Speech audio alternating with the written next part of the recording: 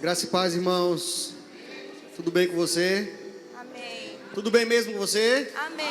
Amém, glória a Deus. Eu amo os cultos de quinta também, tá certo? Tem gente que só gosta do de terça, mas eu gosto do de quinta, eu gosto da EBD, eu gosto do culto do domingo à noite. Quando tinha dois, eu gostava dos dois. Amém? Glória a Deus. Obrigado aos músicos, obrigado a todos vocês. Você já cumprimentou a pessoa do seu lado? Já falou com ela? Amém? Fale com a pessoa do seu lado, cumprimente. Diga que está feliz em vê-la aqui, em tê-la aqui. Se for visitante, mais ainda, é uma oportunidade de você mostrar hospitalidade, amém? Amém? A Bíblia diz que nós não podemos deixar de lado a hospitalidade, amém? Precisamos ser pessoas hospitaleiras. Eu nunca vou entender, quando eu era criança, né? E o apóstolo Paulo ele diz isso, né? Quando eu era menino, eu agia como menino, falava como menino. E quando eu não tinha maturidade, eu pegava da minha personalidade, da personalidade de Samuel, o velho homem, e eu queria ser uma pessoa sempre carrancuda.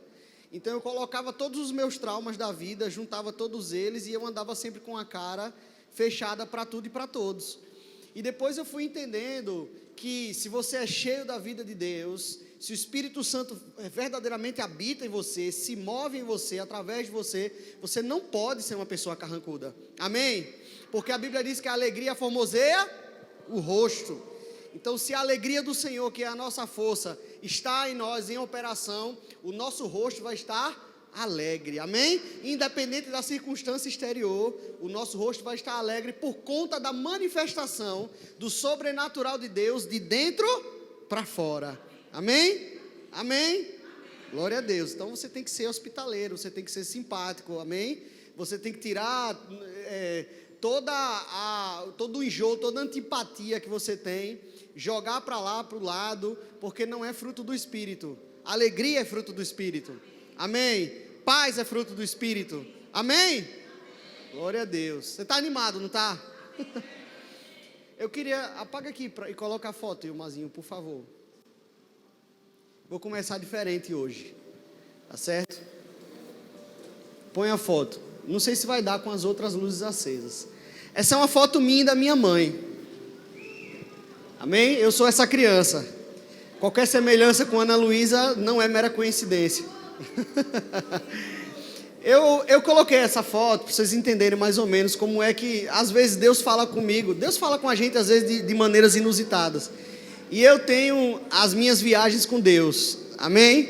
Eu já brinquei com isso aqui, eu brinquei com um colega meu de trabalho, que ele é usuário de maconha, confesso, eu disse para ele, eu duvido que você viaje tanto quanto eu viajo muito mais que você, eu não preciso de nenhum baseado, nunca dei um trago num baseado na minha vida, mas eu tenho certeza que eu viajo como nenhuma outra droga vai fazer você viajar como eu viajo com Deus.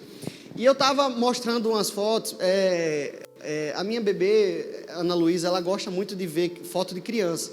Ela gosta muito de criança. As tias do berçário pode confirmar, né?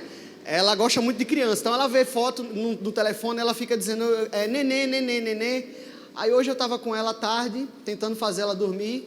Deitei, aí vi a minha galeria de fotos e achei essa foto. E Deus começou a falar comigo sobre essa foto. Amém? Amém? Eu não sei como acontece com você, mas Deus fala comigo com tudo, irmão. Amém? Eu dirigindo, uma coisa no trânsito. É de um jeito que quem é meu amigo muito próximo sabe. Jonas outro dia foi lá em casa, quando eu morava ainda na minha casa, né, lá na Piabeta, e a gente foi tirar um cupim do meu armário novo. Comprei um planejado novo para Carol, deixei minha cozinha toda bonita, paguei uma nota na época. Aí de repente encheu do cupim. E o cupim comeu boa parte do armário. E aí Jonas estava comigo, ele disse, cara, conhecendo você, depois que a gente teve aquele trabalho, tirar o peso, só eu e ele, desmontar o armário, tirar o cupim, colocar remédio, ele disse, eu tenho certeza que você vai fazer uma pregação sobre isso. Porque ele já sabe mais ou menos como é que funciona. Mas Deus estava falando comigo sobre essa foto. Aqui eu tinha, não sei, acho que eu tinha uns 2 anos, 3 anos. Minha mãe não tinha mais do que 20 anos nessa foto. Minha mãe me teve com 17 anos. E você pode observar que eu estou numa igreja. Dá para ver daí? Todo mundo? Aí atrás dá para ver? Eu estou numa igreja. Ali atrás está a Bíblia, tá vendo? No altar. Aí é o altar da igreja, provavelmente depois do culto. E alguém bateu essa foto aí. Tá aí minha mãe, devidamente caracterizada de assembleana. Eu fui criado lá na Assembleia. E Deus me fez me lembrar que, desde que eu me entendo por gente, as minhas primeiras lembranças da vida, do mundo, é dentro da igreja. Amém? É dentro da igreja. Desde que eu me lembro, eu estou na igreja, no universo, em tudo que se envolve igreja. E eu amo e eu quero passar o resto dos meus dias na igreja. Amém? Mas o que Deus falou comigo sobre essa foto? Você pode tirar, pode acender aqui. Eu queria que você abrisse a sua Bíblia lá em 1 Coríntios capítulo 9, versículo 16. Para você entender um pouco comigo, tá? Eu quero falar sobre obediência. Amém? Glória a Deus. Amém. Obediência é resultado de fé. Amém? Obediência é fruto da fé. A sua fé vai te levar a obedecer. Amém? A fé que opera pelo amor vai te levar a obedecer. Obediência, irmãos, é fruto de fé. E fé opera pelo amor. Ou seja, o amor a Deus vai te levar a crer nele. E crendo nele, consequentemente, você vai obedecê-lo em tudo. E por que a foto... O que Deus começou a falar comigo sobre a foto? Porque apesar de que eu vivi cercado nesse mundo chamado igreja, desde muito pequenininho, como vocês puderam comprovar aqui, eu tive que ter o meu próprio encontro pessoal com Deus. Amém? Ô glória! Durante uma boa parte da minha vida eu não tinha tido o meu encontro pessoal com Deus. Eu não tinha aceitado Jesus e eu gosto sempre de repetir, mas é bom a gente bater nessa tecla. Novidade para você, especialmente os mais novos que estão aqui, adolescentes e jovens. Ser filho de crente não quer dizer que você é um crente salvo em Jesus Cristo. Não tem nada a ver com isso. Amém? A salvação é algo individual. Ah, mas a Bíblia diz que crendo no Senhor Jesus será salvo tu e tua casa. É verdade. A salvação vai habitar na sua casa e alcançar individualmente os seus. Amém? Não quer dizer que a fé do seu pai vai salvar você. A fé da sua mãe vai salvar você. Amém? Eu louvo a Deus, porque a minha mãe, mesmo nova, vocês estão vendo aí, ela escolheu me criar e me trazer e me manter debaixo dos preceitos do Senhor. Amém? Ela não usou o ser mãe solteira, Irmão, eu vou dizer uma coisa para você, a mentalidade da gente, inclusive da igreja, mudou muito de lá para cá, nesses anos. Eu nasci em 93, a minha mãe foi disciplinada, a minha mãe foi humilhada, ela foi... colocada de escanteio, de lado, retirada de tudo durante muito tempo, foi mal falada, eu cresci vendo que tinha um preconceito, porque eu estava numa casa que a minha avó era mãe solteira, minha mãe era mãe solteira, minha tia era mãe solteira, amém? Então a igreja naquela época não tinha, eu não estou falando especificamente da Assembleia de Deus, estou falando da igreja como um todo. Naquela época a igreja não tinha o entendimento de como tratar as pessoas, amém? É óbvio que ser mãe solteira não é a vontade de Deus, amém? Amém? Mas às vezes você não tem controle pelos atos dos outros. Às vezes o marido que a irmã tem, ela escolheu mal. Irmão, eu vou dizer uma coisa para você, assim como a salvação individual, o livre-arbítrio, irmãos, é uma lei pré-estabelecida por Deus. Então às vezes você casa com a pessoa se comporta de um jeito, daqui a pouco se transforma em outro, ou abandona a casa, amém? O que mais eu vejo por aí, e eu fui resultado disso, vítima disso também, é um monte de homem, eu gosto de bater mais no homem porque eu sou homem, que simplesmente age como um piloto fujão. Eu sempre gosto de comparar isso num casamento. O casamento, irmãos, é como se fosse um avião da aviação civil. Na aviação civil, o piloto, ele não tem paraquedas. Se você entrar, quem já andou de avião aqui? Quem já andou de avião? Se você entrar lá, alguém te deixar entrar na cabine do avião, você vai perceber que não tem paraquedas para ele nem para a tripulação. Por um motivo muito óbvio. Se tivesse paraquedas para esse pessoal, o primeiro problema que tivesse no avião, o que ele ia fazer? O que ele ia fazer? Pular. E a gente vê um monte de marmanjo, frouxo, sem vergonha, que nos primeiros desafios do casamento, que a família traz, o que é que ele faz? Quer pegar o paraquedas e divorciar. Arrumar outra família. Não é assim que funciona, irmão. Amém? Não é assim que funciona. Amém? Diga a pessoa do seu lado, diga, não é assim que funciona. Não é assim que funciona. Não é assim que funciona. Você está sendo covarde. Acima de tudo, você está sendo covarde. Homem que é homem, assume a responsabilidade e permanece firme. Homem que é homem, não faz igual a Adão e coloca a culpa em Eva, ou na forma como Deus criou Eva. Homem que é homem, pastoreia a sua casa. Amém? Assume a bucha. Faz como a gente diz no futebol, mata no peito e domina a bola. Amém? Amém? Glória a Deus. Não adianta você arrotar machismo, quando na verdade, na hora que você tem que ser macho, você é frouxo. Ser macho não é falar grosso. Ser macho não é fazer todo mundo na sua casa te obedecer. Basta você ser bruto para isso. Ser bruto não é ser macho. Ser macho de verdade é você cumprir as suas responsabilidades. Dar honra à sua esposa como parte mais frágil e guiar os seus filhos segundo os preceitos do Senhor. É você poder ser espelho, seus filhos poderem olhar para você e dizer, eu quero ser como o meu pai. Amém? Glória a Deus. Amém. Amém. Começamos bem. Aqui em 1 Coríntios, capítulo 9, versículo 16. Já vou terminar de explicar sobre a foto, tá? Diz assim: se anuncio o evangelho, não tenho de me gloriar, pois sobre mim pesa essa o quê? Obrigação. Porque ai de mim se não pregar o evangelho. Se eu faço de livre vontade, eu tenho galardão. Mas se eu faço constrangido, é então a responsabilidade de despenseiro que me está confiada. Nesse caso, qual é o meu galardão? É que evangelizando, proponha de graça o evangelho para não me valer do direito que ele me dá. Ele está falando de ser sustentado pelo evangelho, porque a igreja de Corinto relutava em dar ofertas ao apóstolo Paulo. Ele diz, porque sendo livre de todos, eu me fiz escravo de todos, a fim de ganhar o maior número possível. Procedi para com judeus como judeu, a fim de ganhar os judeus. Para os que vivem sob o regime da lei, como se eu mesmo assim vivesse, para ganhar os que vivem debaixo da lei, embora não esteja eu debaixo da lei. Aos sem lei, como se eu mesmo o fosse, não estando sem lei para com Deus, mas debaixo da lei de Cristo, para ganhar os que vivem fora do regime da lei. Fiz-me fraco para com os fracos, com o fim de ganhar os fracos. Fiz-me tudo para com todos, a fim de por todos os modos salvar alguns.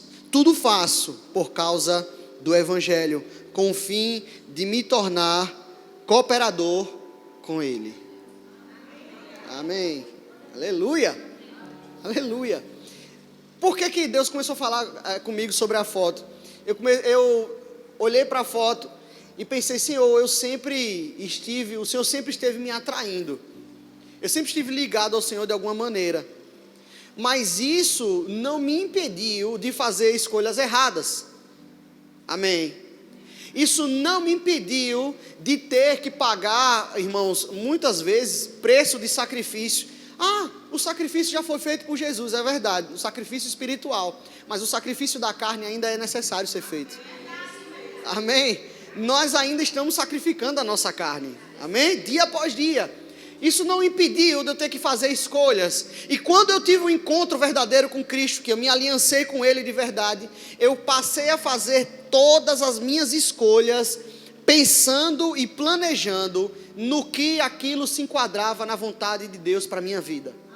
Eu entendi, como Paulo, que ai de mim se eu não pregasse o evangelho, ai de mim se eu não estivesse no centro da vontade de Deus, que é uma expressão que nós usamos, que não está na Bíblia, mas é uma expressão que nós usamos, que é muito pertinente. Eu sempre procurei, nas minhas escolhas, em tudo que eu faço, em tudo que eu planejo para a minha vida, de alguma maneira encaixar aquilo naquilo que Deus quer para mim. Você não tem autorização, você não tem a possibilidade de, em Deus, viver uma vida longe daquilo que Deus quer para você. Você não pode planejar a sua vida como se você não tivesse dono. A Bíblia diz que nós fomos comprados por bom preço. O problema é que o ser humano planeja a sua vida, executa os seus planos, e quando tudo dá errado, ele recorre para Deus. O ser humano tem naturalmente a condição em si de querer agir de acordo com a sua cabeça, faz os seus planos, vive uma vida de qualquer jeito, mas quando dá problema, corre para Deus. Senhor, me socorre. Senhor, por que isso aconteceu? Nosso pastor sempre gosta de dizer essa frase. Ele diz, a gente deveria se perguntar às vezes por que ficamos doentes. Por exemplo. Amém? Muitas vezes é por conta de escolhas que fazemos. A gente não se alimenta bem, não dorme direito, não bebe água. Amém? Vive uma vida noturna como se não houvesse amanhã. Não desacelera. Dá vez e voz à ansiedade. Amém?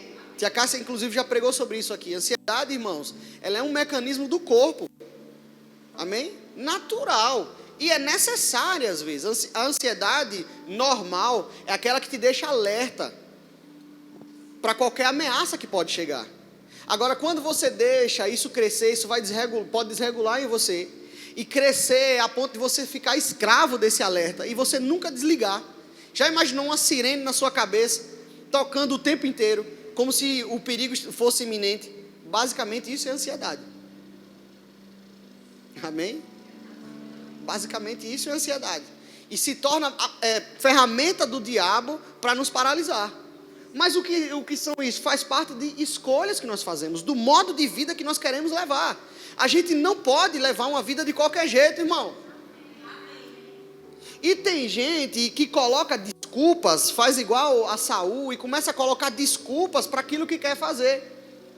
Em dado momento da minha vida, no auge da minha imaturidade, eu já crente, o que é que eu pensei? Eu disse, eu preciso estudar, ter um bom emprego e ter dinheiro, porque assim eu vou calar todo mundo que já me humilhou. Estou falando para você o que eu já pensei assim, crente. Eu pensava, um dia eu vou calar a boca de todo mundo que me humilhou. Eles vão ver onde eu vou chegar. É a história do beijinho no ombro gospel, né? Eles vão ver onde eu vou chegar. Todo mundo que me desprezou, todo mundo... Mágoa, irmão, cheio de mágoa, a alma inchada. E eu pensava, eu vou mostrar para eles quem eu sou. Eu tinha um professor que não gostava de mim. Ele tinha raiva de mim, por motivos escusos esse. E ele uma vez chegou para a menina, eu namorava uma menina, não era Carol ainda. E aí ele chegou para a menina e disse bem assim, o que você está fazendo com esse menino? Ah, esse menino não quer nada com a vida. Não vai dar em nada. E isso, irmão, na época eu presidia o Grêmio da escola, estudava em período integral e ainda trabalhava no cinema, varrendo cinema. Mas ele dizia que eu não ia dar em nada, que eu não prestava para nada. Eu deixei, na minha imaturidade, essas palavras manipularem os meus planos para o meu destino.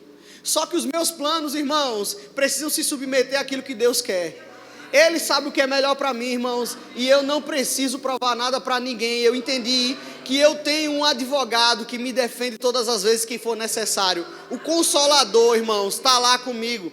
Ele mesmo vai nos fazer respaldar quando for necessário. A gente não precisa provar nada para ninguém, irmãos. O que a gente precisa fazer é se colocar onde Deus quer que nós estejamos, fazendo aquilo que Ele nos chamou para fazer. A gente não pode em nenhum momento pensar em voltar atrás, fazer como Pedro.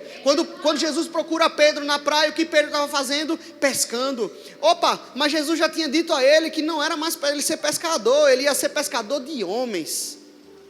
E Pedro larga tudo, se veste, se joga na água, vai atrás de Jesus, e Jesus começa a dizer, olha, apacenta os meus cordeirinhos. Tu me amas, Pedro? Então faça o que eu te mandei fazer. Tu me amas? Então faça o que eu te chamei para fazer.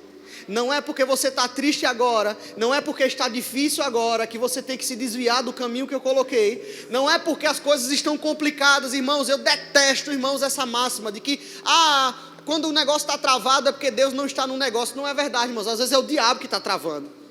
E o que você precisa de uma coisa chamada fé e perseverança. Enquanto você crê e persevera, tudo que está travado Deus desata para você, irmão. A fé não é um sentimento. Fé não é sentimento, irmãos. Fé não é sentimento, não tem nada a ver com sentimento. O poder de Deus, quando se move dentro de mim e de você, pode e deve nos causar emoção, arrepio, tudo isso, irmãos. Mas esse poder existe mesmo quando a gente não está arrepiado. Esse poder existe mesmo quando a gente não está empolgado. Esse poder existe mesmo quando as coisas não estão acontecendo como a gente bem quer, irmão. Ele continua. O Paulo disse, ora, aquele que é poderoso para fazer, ou seja, tem a capacidade latente, permanente de fazer, muito mais além do que pedimos ou pensamos, segundo o seu poder que em nós opera. A capacidade de Deus, ela é permanente, ela é contínua. Ele continua sendo poderoso para fazer muito mais do que os nossos planos, mesmo que eles tenham se frustrado alguma vez. Se alguma vez os seus planos se frustraram, Deus colocou um sonho no seu coração, Deus te colocou num projeto, mas você acha que está difícil, ou você quebrou a cara uma vez, irmãos, eu quero dizer para você, não pare. Não pare, porque a Bíblia diz que nenhum soldado deve se embaraçar com negócios desse mundo, não pode se sentir destruído, irmãos, porque a batalha foi perdida. Levante-se, porque a guerra já foi ganha por Cristo. Aleluia! Aleluia! Outro dia eu levei Larissa, minha cunhada, numa entrevista de estágio. E eu estava conversando com ela. E ela ficou no estágio, graças a Deus. Mas eu conversando com ela, né? Tinha ela na sala e mais algumas pessoas. Aí eu disse assim para ela, eu disse, olha Larissa, eu vindo aqui com você, você não tem noção, eu acabei me lembrando, você não tem noção de quantos nãos eu levei na vida.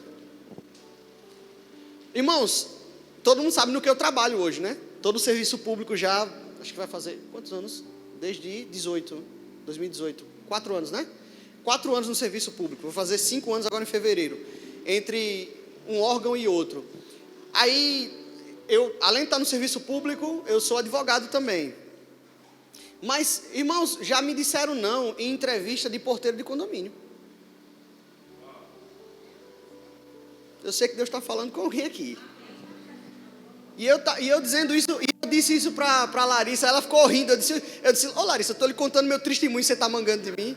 Ela ficou rindo, ela disse, mas também você era magrinho, gasguito, olharam para você e disseram, esse cara aí, se chegar um ladrão, o condomínio está frito. Mas irmãos, eu cheguei a argumentar, eu fiz curso para encanador no Senai, quando estava parado, fui fazer curso para encanador. Eu cheguei, eu disse, olha, eu tenho qualificação, eu entendo, pelo menos de tubulação, eu entendo alguma coisa. Hoje em dia eu não entendo não mais, não lembro de quase nada. Mas à época eu disse, olha, eu fiz curso no Senai, eu tenho experiência, eu já fiz isso, eu sou um faz-tudo e tal. E eu levei não. E muitos outros nãos.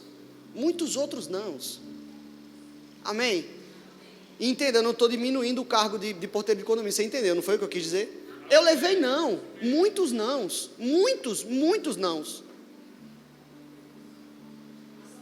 O não, irmãos, não significa que é para você parar. O não, irmãos, não é a sua realidade. A sua realidade é a vitória, irmão. O que é que nós precisamos fazer então para ser destravado isso, irmãos? De colocar debaixo da direção de Deus. Obedecer. Não pode colocar desculpa, fazer como Saul disse, não, eu encontrei o que Saul contra-argumentou com Samuel. Deus disse, olha Saul, você vai lá atacar, você vai matar todo mundo, o rei, os animais, tudo, não é para você carregar nada, é para destruir totalmente, é o juízo sobre aquele lugar. Saul vai, o povo se empolga, pega o despojo. E aí quando Samuel vai questionar ele diz, não, é porque o povo meio que me constrangeu a ficar com os despojos. E aí o que é que eu fiz?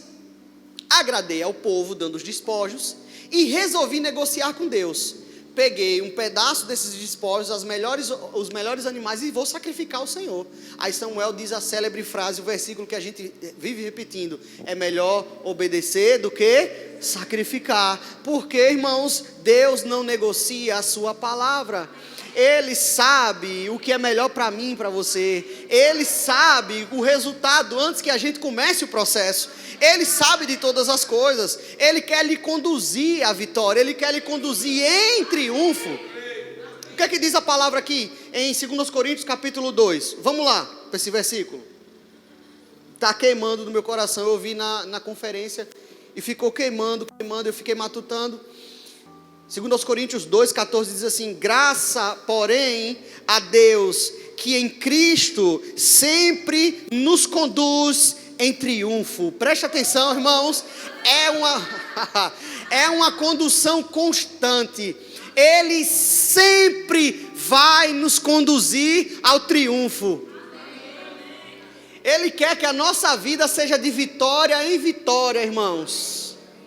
Os percalços não são motivo para a gente desanimar e deixar de crer no que diz essa palavra, irmãos. O Salmo 40, Davi falando, ele começa, esperei com paciência no Senhor, ele se inclinou para mim, me tirou do charco de lama, firmou os meus pés sobre a rocha. Aí ele diz, dado momento, no versículo, acho que versículo 8, põe aqui o Salmo 40, acho que versículo 8, deixa eu abrir aqui, abra aí comigo. Salmo 40, no versículo 8, olha que coisa interessante, porque às vezes a gente fica nessa de esperar no Senhor, que é o que esse salmo nos remete, mas olha que não é esperar de qualquer forma, irmãos, é esperar em obediência, naquilo que você tem para fazer hoje. Olha o que ele diz aqui no versículo 6, ele diz assim: sacrifícios e ofertas não quiseste, abristes os meus ouvidos. Holocaustos e ofertas pelo pecado não queres, não requeres. Aí o 7, olha o que ele diz. Então, peraí. Os meus sacrifícios humanos não estão funcionando. O meu jeito não está funcionando até agora. O jeito de sempre, a receita de sempre não está funcionando. Aí o versículo 7 ele diz: então eu disse, eis aqui estou, no rolo do livro está escrito a meu... Preste atenção, escute. Ele disse, eu vou olhar para quem eu sou de verdade. E quem eu sou de verdade está escrito aqui. E o que é que está escrito aqui? É que Ele sempre nos conduz em triunfo. O que está escrito aqui, irmãos, é que Ele sempre nos leva à vitória. De vitória em vitória, de glória em glória, de fé em fé, mas sempre em triunfo. Não queira adotar outra receita. Faça o que Deus mandou fazer hoje. Faça o que tiver na sua mão hoje. Tem gente pensando em ministério, mas não consegue nem cuidar da sua casa, que talvez seja o seu chamado para hoje. Eu conheci um pastor, uma bênção, um homem de Deus, e vendo aquele pastor pregando, eu disse, uma unção profética aquele homem tinha, irmãos, muito grande. Foi ele até que me deu a história da gravata que eu falei. E eu conversando com um outro pastor que tinha me convidado para aquele evento, me falando que esse pastor, a esposa dele, ele tinha uma esposa. Ele diz assim: olha, Samuel, tem uma coisa curiosa nesse pastor. Ele sempre fala da esposa, enaltecendo as qualidades dela, como uma mulher de Deus, uma mulher ungida. Mas se você conhecer a peça, mas preste atenção, escute, preste atenção, irmão, preste atenção. Se você conhecer a peça, a criatura, você olha assim e diz, oxi, esse cara está falando de outra pessoa. Irmãos, aquilo me ensinou muito. Eu peguei aquilo, eu não era casado ainda, acho que eu estava noivo de Carol, mas eu peguei aquilo, eu agarrei dentro de mim, Margot. Graças a Deus, Deus me deu uma mulher de Deus de fato. Mas sabe, deixa eu dizer uma coisa para você, escute. Às vezes eu vejo gente dizer bem assim: fulano atrasa meu chamado, porque meu marido atrasa meu chamado, minha mulher atrasa meu chamado. Não, não, não, não, não, não, não. Só você pode atrasar o seu chamado. É claro que casar certo é importante, é essencial, e tem tudo a ver com o que nós estamos falando. Obedecer o que Deus diz, amém? Deus vai falar com você, irmãos. Quando não é, Ele vai falar. Amém? Ele vai falar. Você sabe que não é, quando não é. Mas aí você casa, ou você já casou, ou casou antes de conhecer essa palavra. Aí diz: não, mas é porque ele atrasa meu chamado, ela atrasa meu chamado. Não, não, não, não, não. Você pode lavar a sua casa com a palavra. Tem sobre você a responsabilidade de lavar a sua casa com a palavra, especialmente se você for homem. Não é para você olhar para ninguém como um empecilho, mas é para você fazer o que Deus mandou você fazer hoje. E talvez o que Deus mandou você fazer hoje é cuidar da sua mulher, é cuidar do seu marido, porque Ele vai preparar você para cuidar de mais gente depois. Amém? Aleluia. Se eu não consigo fazer Carol crescer espiritualmente, irmãos, como eu vou fazer a igreja de Cristo? Vou falar de mim, porque assim eu coloco a responsabilidade sobre mim. Como eu vou fazer a igreja de Cristo crescer? No meu caso, ajudar o meu pastor a fazer a igreja crescer, se eu não consigo fazer nem a minha mulher crescer espiritualmente?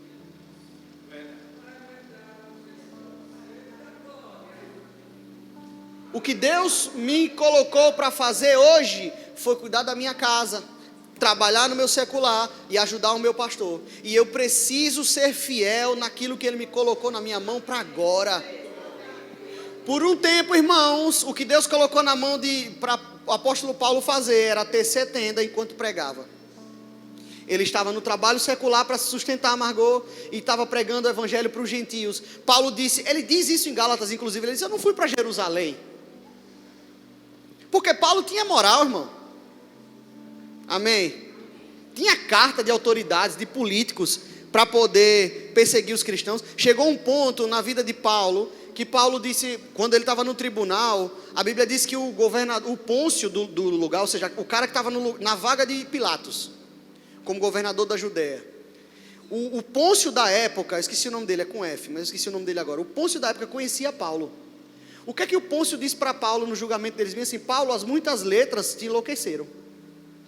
Ou seja, até o prefeito da cidade, da Judéia, sabia que Paulo era um homem letrado. Olha a moral que o cara tinha. Ele tinha poderio político, influência. Paulo tinha influência política, tinha influência jurídica, que na época era a mesma coisa. Paulo tinha influência religiosa com os judeus, porque foi discípulo, foi fariseu e discípulo de um dos mestres mais conceituados da época, que era Gamaliel. Ele tinha moral, irmão. Aí ele disse: considerei tudo esterco. E disse: ai de mim se eu não pregar esse evangelho. E por um tempo ele reconheceu que o chamado para ele, naquele momento, a estação que ele estava vivendo, era para tecer tendas. E talvez o estágio do chamado de Deus para a sua vida nesse momento seja tecer tendas. Talvez seja arrancar toco. Talvez seja pastorear uma pessoa. Seu filho, sua filha, seu esposo, sua esposa, seu irmão. Talvez a estação para a sua vida seja essa. E você não pode ficar frustrado com isso. Você não pode achar que é pequeno por causa disso. Você não pode achar que não tem nada mais além disso, irmãos. É uma estação. Você precisa ser fiel naquela estação. Porque quando a Bíblia diz: olha, bem-aventurado o homem que não anda segundo o conselho dos ímpios, ele, lá na frente ele vai dizer: no tempo devido dá fruto. Só que o fruto vem na estação certa, porém as folhas estão bonitas o tempo inteiro. Não murcha nunca. Por mais que os frutos não estejam aparentes na sua estação atual, as suas folhas precisam continuar intactas, bonitas como se estivesse. Não precisa que ninguém fique admirando os seus frutos. Hoje você pode simplesmente usar suas folhas para fazer sombra. sombra ao cansado, sombra ao perdido. Essa talvez seja a sua estação. Amém. Paulo, irmãos, foi chamado por Deus. Imagina o que Paulo poderia ter dito para Deus. Disse: Senhor, eu ganhava super bem, eu era fariseu, eu estava na alta sociedade, e de repente eu estou tendo que fazer tenda enquanto prego, para não passar fome. Pare para pensar.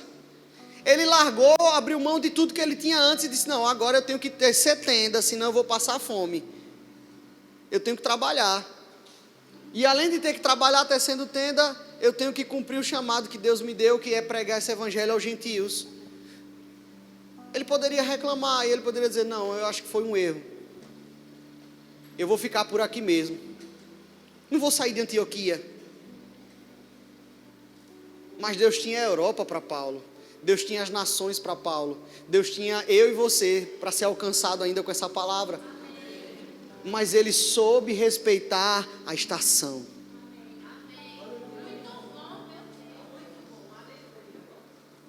Não despreze os pequenos começos, irmão. Não despreze a vassoura que chega na sua mão para varrer hoje, a cadeira que chegou na sua mão para limpar hoje.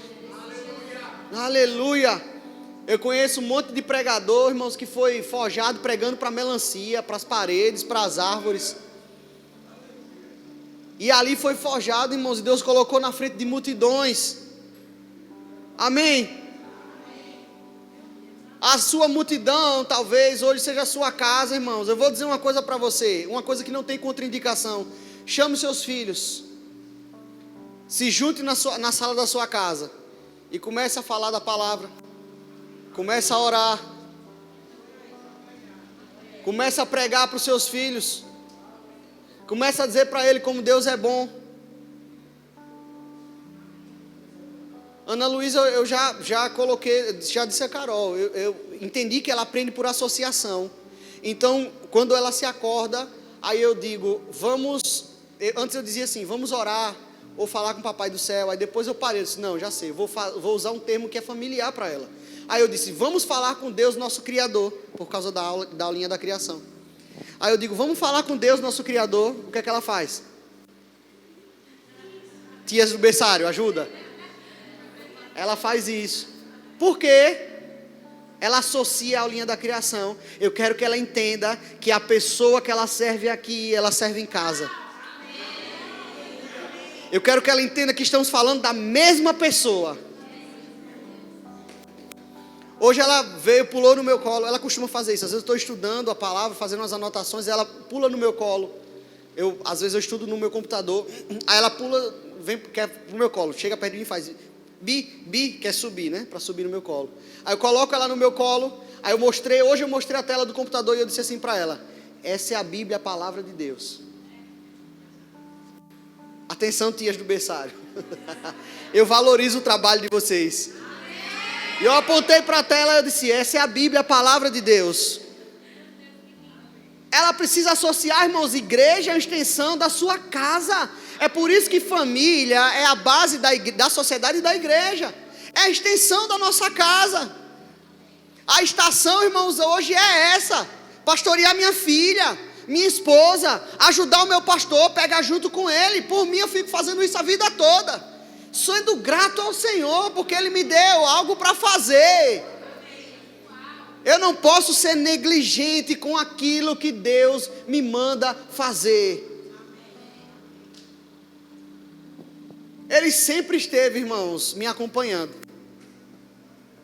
E eu olhei para aquela foto e disse, Senhor, o Senhor sempre esteve aqui.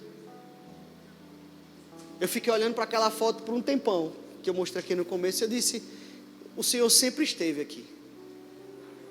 Em algum momento, eu posso ter saído do caminho um pouquinho, me afastado um pouquinho, mas o Senhor sempre esteve aqui.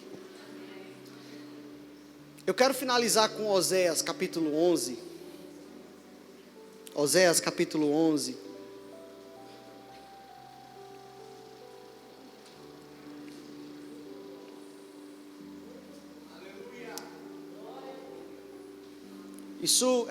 Essa mensagem de Oséias, irmãos, me tocou muito hoje. Eu queria que você lesse com bastante atenção comigo, tá? Oséias capítulo 11, versículo 1. Vamos ler do 1. Oséias 11, 1. Diz assim: quando Israel era menino, eu o amei. Aleluia. E do Egito eu chamei o meu filho. Quanto mais eu o chamava, tanto mais se iam da minha presença. Sacrificavam a Baalins e queimavam incenso às imagens de escultura. Todavia eu ensinei a andar a Efraim. Tomei-os nos meus braços, mas não atinaram que eu os curava. Atraí-os com cordas humanas, com laços de amor. Essa expressão, atraí-os com cordas, com laços de amor, remete a quando um pastor puxa a sua ovelha com a corda. Ele amarra uma corda e puxa ela para conduzir ao caminho certo. Mas Deus, ele toma o cuidado de explicar que essa corda não é para ser vista como uma prisão. Ele diz: eu atraí eles com cordas, mas essas cordas eram laços de amor. Mesmo eles querendo ir, enquanto eu estava aqui chamando eles se afastando da minha vontade, indo após outros deuses, outros prazeres, eu estava puxando eles com cordas de amor. Ou seja, eu sempre coloquei o caminho na frente deles. Eu estava pronto para guiar, se eles quisessem vir. As cordas não puxavam com ódio, não puxavam com força, elas puxavam com amor. Eram laços de amor. Ele deixou disponível para mim e para você fazer a sua vontade, experimentar da sua boa, perfeita e agradável vontade, irmãos. Cordas de amor disponíveis para todas as vezes em que eu me senti longe, em que eu me senti desobediente, um pouquinho afastado desse amor. Eu vou me lembrar: não, ele me atraiu, ele está me atraindo. Cordas de amor prontas para me levar até onde o meu bom pastor está. Aleluia! Atraí com laços de amor. E ele continua, versículo 4: fui para eles como quem alivia o jugo de sobre as suas queixadas, e me inclinei para dar-lhes de comer. Não voltarão para a terra do Egito. Ele começa a dizer: olha, uma série de juízos que vai acontecer aqui. Mas ele diz: olha, mesmo assim, para a escravidão eu nunca vou deixar eles irem. Não vai voltar para lá. Mesmo eles sendo inclinados a se desviar de mim, a fazer o que dá na telha, a na hora do vamos ver, escolher aquilo que é mais fácil, aquilo que é melhor.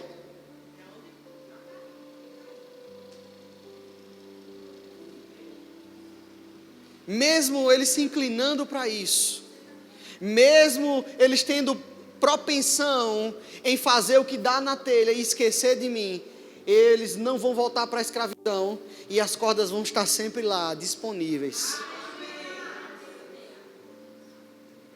Você sabe que um dos segredos para quem entra num labirinto é amarrar uma corda, deixar amarrada na porta, para que ele possa se guiar no caminho de volta. E é exatamente isso que o versículo quer dizer. Ele sempre esteve aqui, irmãos. Eu olhei para aquela foto e vi a Bíblia atrás de mim, e eu disse: meu Deus, eu já quis estar longe, mas o Senhor sempre esteve aqui, cuidando de mim, cuidando dos meus. O Senhor sempre esteve aqui, quando a comida era pouca, quando a roupa era velha, quando o dinheiro faltava, quando o sapato era furado. O Senhor sempre esteve lá. Quando o sintoma vem, quando a tristeza quer chegar, quando as nossas escolhas nos levam a quebrar a cara, a bater cabeça na parede, mas Ele sempre está lá. Ele sempre está lá, irmão, cuidando, nos preservando, pronto para nos guiar em triunfo. É por isso que damos graças sejam dadas ao Pai, que em Cristo Jesus sempre nos conduz em triunfo. Você foi tocado pelo amor de Deus hoje? Amém. Glória a Deus. Obediência quer e não sacrifícios. Uma vez eu ouvi alguém, eu vou encerrar com isso. Uma vez eu ouvi alguém dizendo que estava meio afastado da igreja, das coisas. Alguém que era muito ativo na igreja e tinha chamado, mas resolveu se afastar, porque disse que precisava estudar e vencer, ter muito dinheiro. E quando se questionava, mas você está abrindo mão de fazer o que Deus mandou você fazer hoje? Tem vidas que são abençoadas com a sua vida, com o som que está sobre você. Não, mas eu vou ter dinheiro e eu vou sustentar muitas obras, muitos pastores, muitos missionários, muitos pregadores. E eu ouvi aquilo e me doeu, porque eu sabia que o diabo estava enganando. Deus não precisa do seu dinheiro, irmão. Deus não precisa que você trabalhe para se acabar, para que a vontade dele seja cumprida. O que ele quer de você é que você faça o que ele te mandou fazer hoje. E quando você passar a fazer aquilo que ele te mandou fazer hoje, agora, a provisão vai estar. A provisão sempre está onde Deus manda você ficar. Onde tem o propósito, tem a provisão.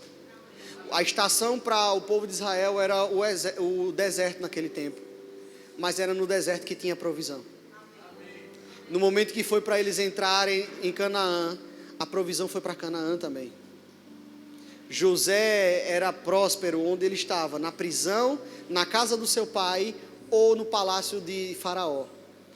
Onde ele estava, a provisão chegava, porque o espírito de excelência estava com ele.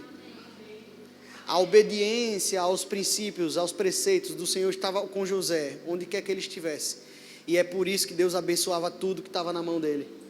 Faça o que Deus mandou você fazer hoje. Valorize o que Deus mandou você fazer hoje. Obedeça hoje. Não endureça o seu coração. E todo o resto vai ser consequência. Amém? É isso. Glória a Deus. Margot.